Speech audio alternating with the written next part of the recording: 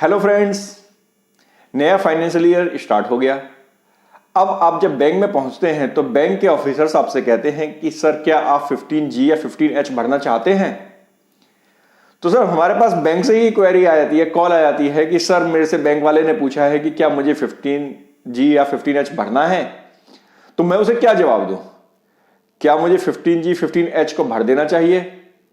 तो बेसिकली दोस्तों आज हम इस वीडियो में बात करेंगे कि फॉर्म 15G 15H होता क्या है और यह किसको भरना चाहिए और कब भरना चाहिए। तो दोस्तों शुरू करते हैं हम अपनी वीडियो। उससे पहले आपसे रिक्वेस्ट है कि आप हमारे चैनल को सब्सक्राइब कीजिए और नोटिफिकेशन बेल को जरूर दबाइए। दोस्तों 15G और 15H बेसिकली आपकी इंटरेस्ट पर टीडीएस काटने के बारे में दिया जाता है। जी हां दोस्तों, आपको जो बैंक से इंटरेस्ट मिलता है उस इंटरेस्ट पर, जो आपको एफडी पर इंटरेस्ट मिलता है उस इंटरेस्ट पर बैंक टीडीएस काटता है। अगर आपकी इंटरेस्ट की इनकम बैंक से 40,000 रुपए से ज्यादा है या 50,000 रुपए से ज्यादा है तो उस केस में बैंक आपकी इंटरेस्ट पर टीडीएस काट करके आपको पेमेंट देगा और टीडीएस वो 10% काटता है। अब साल के शुरू में वो आपसे पूछता है कि सर यदि आपको 15G या 15H भरना है तो आप प्लीज उस फॉर्म को सबमिट कर दीजिए। अब पहला क्वेश्चन ये है कि 15G और 15H फॉर्म में क्या फर्क है। तो दोस्तों सबसे पहले हम बात करते हैं 15G की। 15G फॉर्म जो है वो रेगुलर सिटीजन्स को भरना होता है। रेगुलर सिटीजन्स मींस वो सभी सिटीजन्स, वो सभी आप इंडिविजुअल्स जिनकी एज 60 साल से कम है। तो 15G फॉर्म भरेंगे वो सभी व्यक्ति जिनकी उम्र 60 साल से कम है और 15H भरना होता है सीनियर सिटीजन्स को, मींस जिनकी उम्र 60 साल से ज्यादा है। मैंने अभी आपको वीडियो में थोड़ी देर पहले बताया था कि 40,000 की लिमिट और 50,000 की लिमिट। तो दोस्तों यही लिमिट आपकी सीनियर सिटीजन्स के और नॉन सीनियर सिटीजन्स के केस में एप्लीकेबल होती है। नॉन सीनियर सिटीजन्स के केस में 40,000 रुपए की लिमिट है और सीनियर सिटीजन के केस में 50,000 रुपए की लिमिट है। मींस यदि नॉन सीनियर सिटीजन यदि इंटरेस्ट इनकम लेता है 40,000 रुपए से ज्यादा तो बैंक उसके ऊपर टीडीएस काट करके पेमेंट देगा।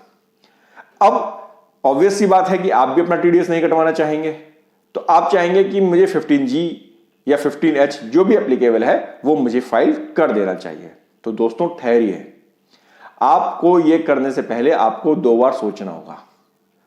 जी हां दोस्तों, सबसे पहले तो आपको यह देखना होगा कि आपकी total taxable income financial year में कितनी होने जा रही है। जी हां, टोटल इनकम आपकी कितनी होगी पूरे फाइनेंशियल ईयर में इंक्लूडिंग इंटरेस्ट।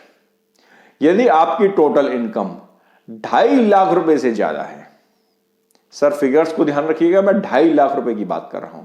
यदि आपकी इनकम 2.5 लाख रुपए से ज्यादा है इंटरेस्ट की प्लस अदर्स, आपकी सैलरी से आती है, आपकी बिजनेस से आती है, आपकी कैपिटल गेन से आती है, आपकी हाउस रेंट से आती है या आपकी अदर सोर्सेज से आपको कोई भी इनकम मिलती है, वो अगर 2.5 लाख रुपए से ज्यादा है तो आप 15G या 15H नहीं भर सकते।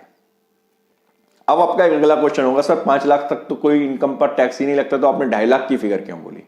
तो दोस्तों 2.5 लाख रुपए ही मिनिमम नॉन टैक्सेबल लिमिट है। 2.5 लाख से 5 लाख की यदि आपकी इनकम होती है तो उस केस में आपके ऊपर 5% का टैक्स लगता है। वो बात अलग है कि उसकी एक रिबेट आपको मिल जाती है जिसके कारण आपको टैक्स नहीं देना होता 87A के अंदर, लेकिन लिमिट 2.5 लाख की ही है।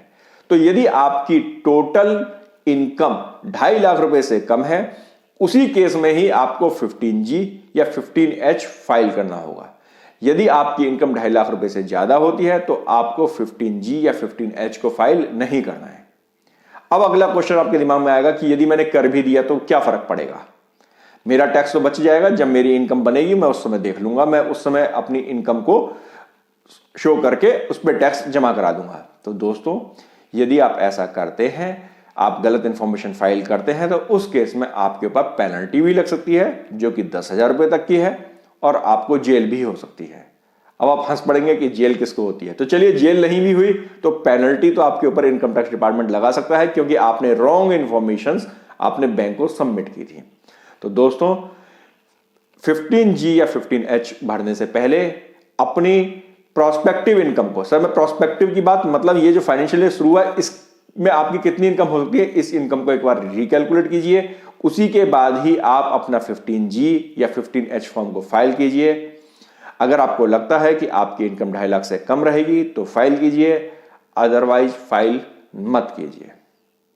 दोस्तों, आपको यह जानकारी कैसी लगी हमें कमेंट बॉक्स में जरूर बताइएगा। धन्यवाद।